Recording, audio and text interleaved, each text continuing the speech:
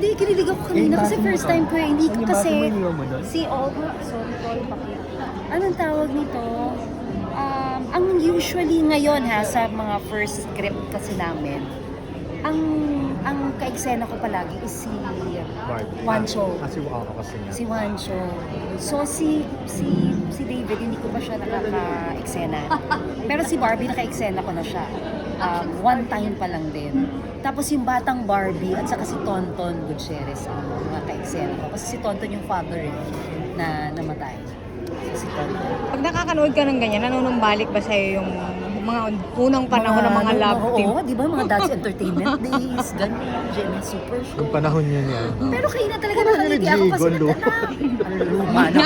Girl, ayan na naman tayo.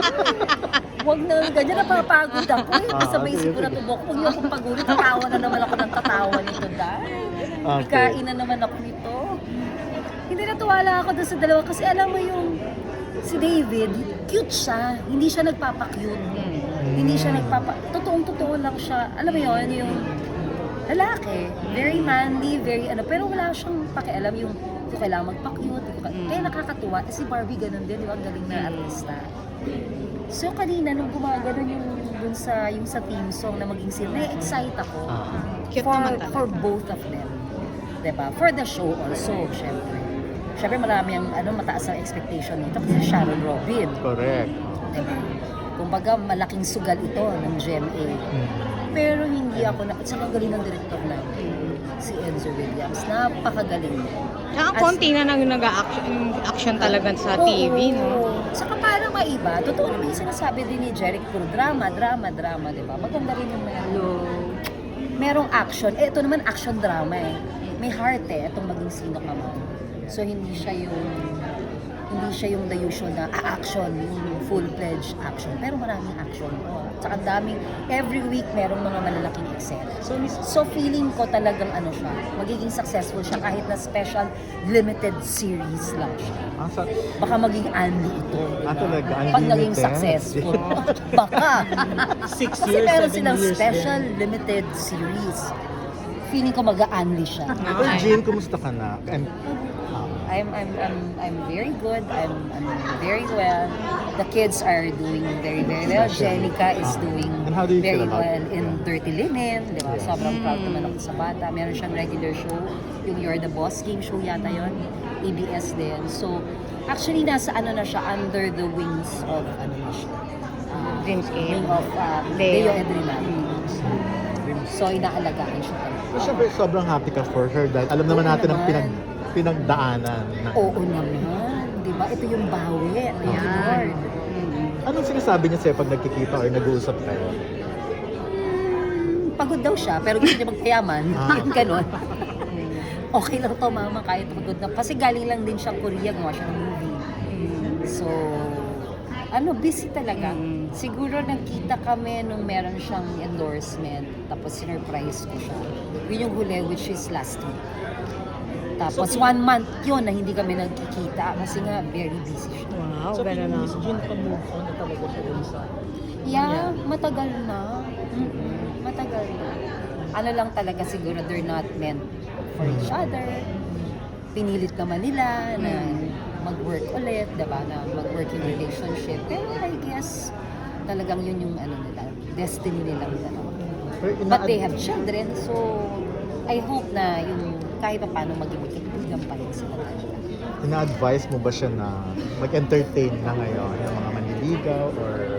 Wala naman siyang plano. Talaga ba?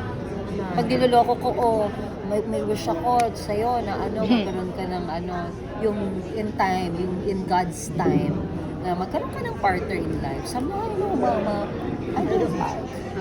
Okay, pero may wish ko lang naman. Trauma ba yun sa tingin mo? Hindi siguro, parang feeling ko kasi ang ngayon ni Jenica, ang priority niya is work career talaga.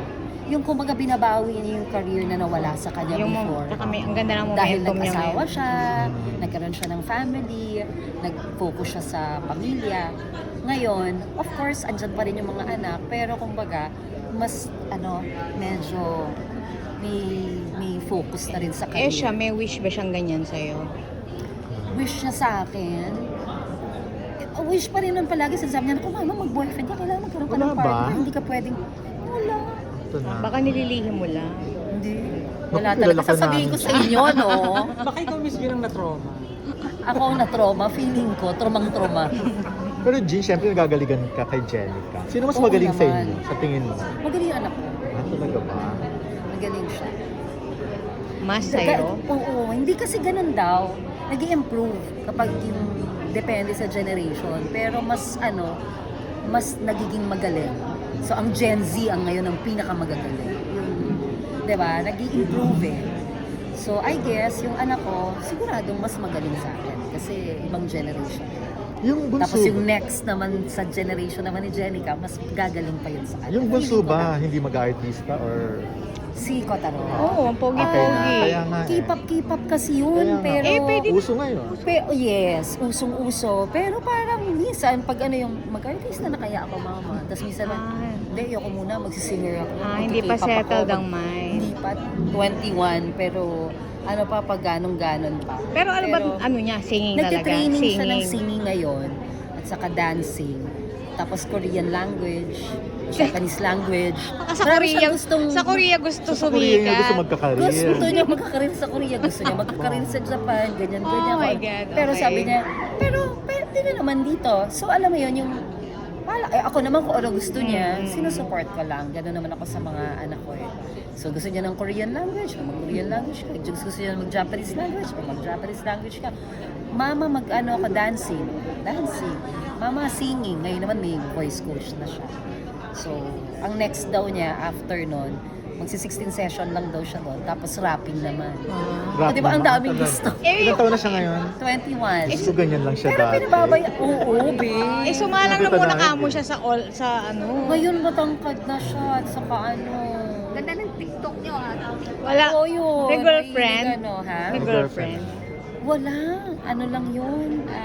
Crush Mga, oo, labas-labas, ganyan. Pero, Anyway, last na lang. Hindi ka tumatanda, Raya. Ah, Hindi ka vampira. tumatanda. Vampira ka ba?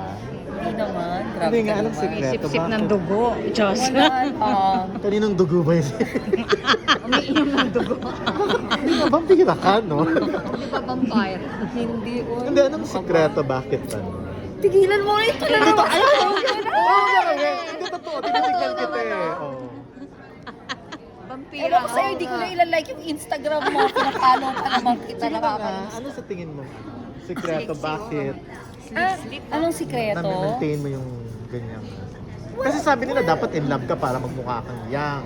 Hindi naman kailangan. Kaya nga. Kaya so, ano nga siya? Minsan magiging stressful pa pagka pag may jowa kasi 'di ba nag-aalaga ka pa. Ito siguro I just love what I have now. Na even if I'm single, kumbaga hindi walang love life, enjoy ko yung mga anak ko, enjoy ko yung mga friends ko.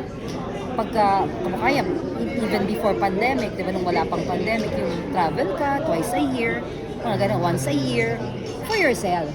Kumbaga pala, yung ikaw muna, priority talaga. Pero matagal na rin ano. Ilang taong ka na? 2014 pa yung last relationship. Ano, Ano na nga. dinisisyonan mo ng ganyan? Or kung may dumating, open pa rin Kung naman? may dumating siguro, pero hindi siya priority. Alam mo yun yung, kahit walang dumating, okay lang ako, Pero Ana. oo, nasanay ka ng single eh. Pero nakikipag-date Saka ka masabi naman. ako, well, lumalabas with friends, pero hindi, wala ako natatype. Wala akong, Albo. hindi, siguro choosy na rin lang. Or siguro na-traumatize na rin sa yung magmamahal ka, tapos ang ending, wala rin naman. So, at least nagmahal ka. Okay. Kung at least nagmahal ka. Naging At saka masaya ngayon, na. masaya ka. Nag-atis Hindi na naman sa mga tayo. anak. Ayaw nga Isa daw. na rin. Ano pa? Si Kotaro? Oo, Hindi ikaw. pa eh. Ah, hindi. Oo, pero parang gusto na parang hindi, ganun-ganun pa. 21 years old.